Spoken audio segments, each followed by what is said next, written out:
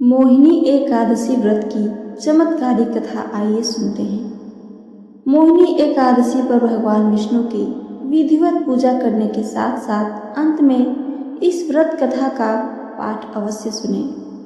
इससे आपकी पूजा पूर्ण होगी और विष्णु जी भी प्रसन्न होंगे।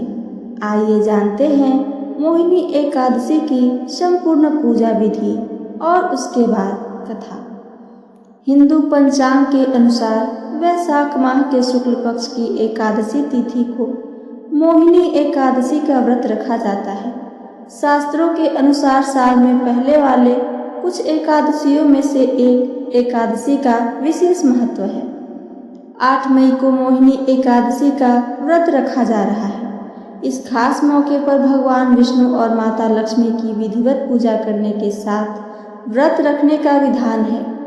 इस दिन पूजा पाठ मंत्र आदि का जाप करने के साथ साथ अंत में इस एकादशी कथा का पाठ अवश्य करना चाहिए।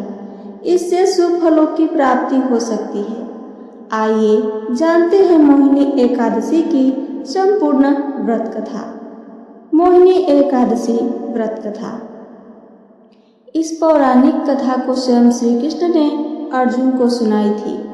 इस कथा के अनुसार अर्जुन ने श्री कृष्ण से कहा कि हे मधुसूदन, वैशाख माह के शुक्ल पक्ष की एकादशी को किस नाम से जाना जाता है और इस व्रत को करने का क्या विधान है, मुझे सब बतलाइए।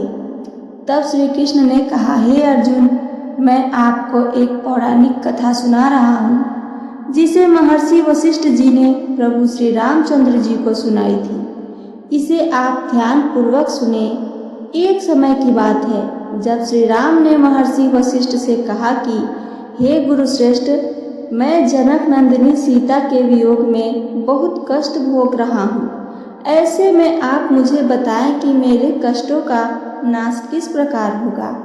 आप मुझे कोई ऐसे व्रत के बारे में बताएं जिससे मेरे सारे कष्ट और अनजाने में किए गए पाप नष्ट हो जाएं।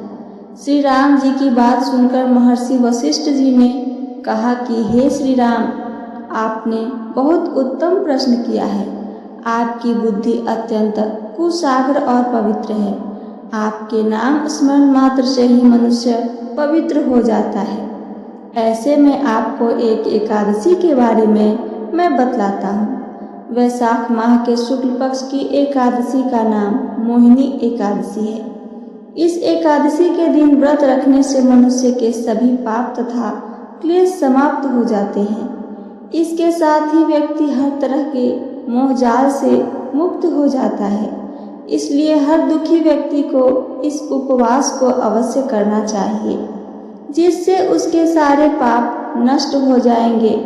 इसके साथ ही अब मैं आपको कथा सुनाता हूँ। प्राचीन समय की बात है। सरस्वती नदी के किनारे भद्रावती नाम की एक नगर बसा हुआ था। उस नगर में धूतिमान नामक राजा राज्य करता था। इसी नगर में एक धनपाल नामक एक वैश्य रहा करता था, जो धन धान्य से पूर्ण था।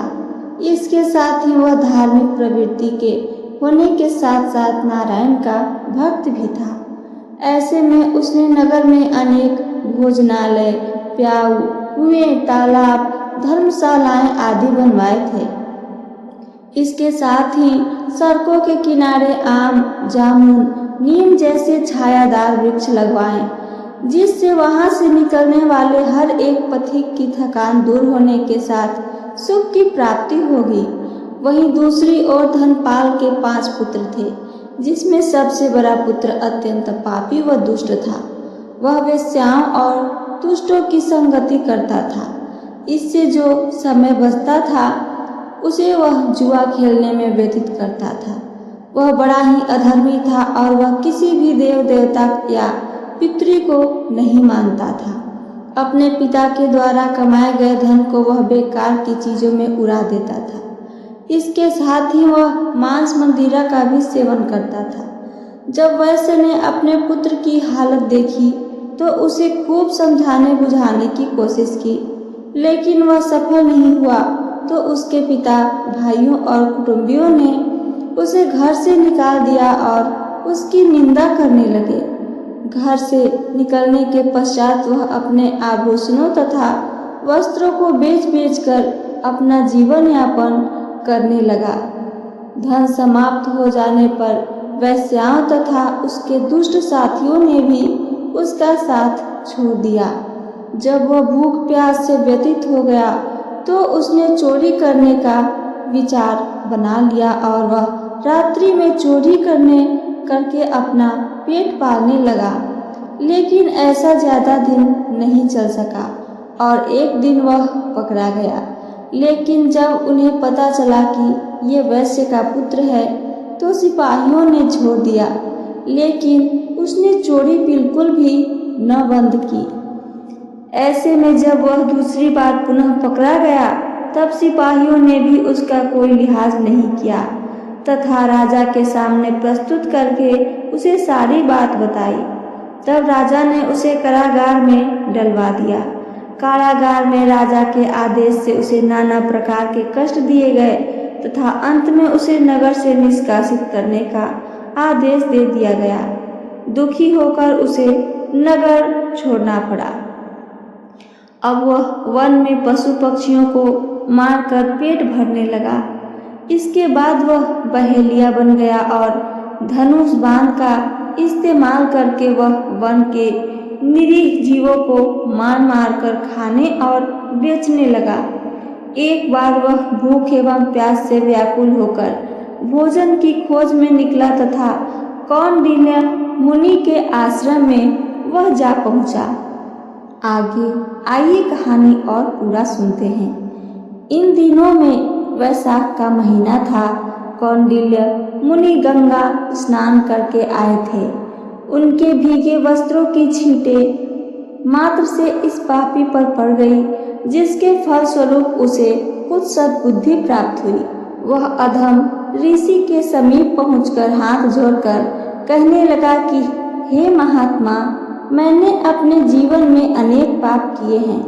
ऐसे में कृपा करके आप इस पापों से छूटने का कोई साधारण तथा धन रहित उपाय बतलाइए। ऐसे में ऋषि ने कहा कि तू ध्यान देकर सुन। वैशाख माह के शुक्ल पक्ष की एकादशी का व्रत रखना आरंभ कर दे। इस एकादशी का नाम मोहिनी है। इसका उपवास करने से तेरे सभी पाप नष्ट हो जाएंगे। ऋषि के वचनों को सुन वैश्य का पुत्र बहुत प्रसन्न हुआ और ऋषि द्वारा बतलाई हुई विधि के अनुसार मोहिनी एकादशी का व्रत किया।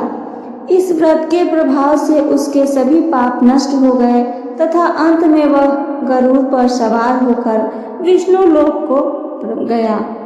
तो ये थी मेरी आज की मोहिनी एकादशी की कहानी। मेरी कहानी आप सबको पसंद आई हो तो चैनल को सब्सक्राइब करके वीडियो को लाइक करना ना भूलें। साथ साथ अपना एक प्यारा सा कमेंट करके हमें ज़रूर बताइए। सुनने के लिए धन्यवाद। जय श्री हरि। राधे राधे।